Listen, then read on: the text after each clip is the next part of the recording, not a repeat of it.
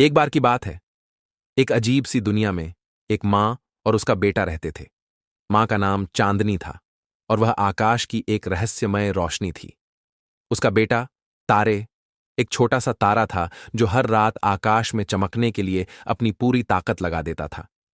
लेकिन एक बात थी, चांदनी और तारे दोनों के बीच एक रहस्यमय दूरी थी जिसे वे कभी समझ नहीं पाए थे। एक दिन तारे को महसूस हुआ कि उसकी चमक धीरे धीरे फीकी हो रही है। उसने अपनी मां चांदनी से पूछा, मां, मैं क्यों नहीं चमक पा रहा हूं जैसे पहले करता था?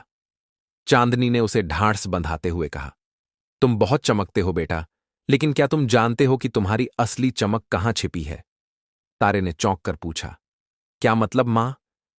चांदनी ने गहरी सांस ली और कहा, तुम सच में मेरे बेटा नहीं हो तारे। मैं तुमसे तब जुड़ी थी जब तुम्हारे असली रूप को आकाश में बंद कर दिया गया था। तुम एक बिछड़ा हुआ ग्रह हो जो अपनी पहचान भूल चुका है। मैं तुम्हारी मां नहीं बल्कि तुम्हारी गहना हूं। तारे ने कांपते हुए पूछा, क्या? तो मैं एक ग्रह था? चांदनी ने हंसते हुए कहा, हां, और तुम्हारा असली रूप अब भी कहीं आकाश के किसी कोने में सो रहा है। तुम्हारी चमक तब तक नहीं लौट सकती जब तक तुम अपनी असली पहचान नहीं पा लेते। तुम्हें अपना सच जानना होगा तारे, तभी तुम आकाश में सबसे बड़ी रोशनी बन पाओगे। तारे ने अपनी मां की बातें सुनी और उसे लगा कि कुछ बड़ा और रहस्यमय उसके जीवन में छिपा हुआ है।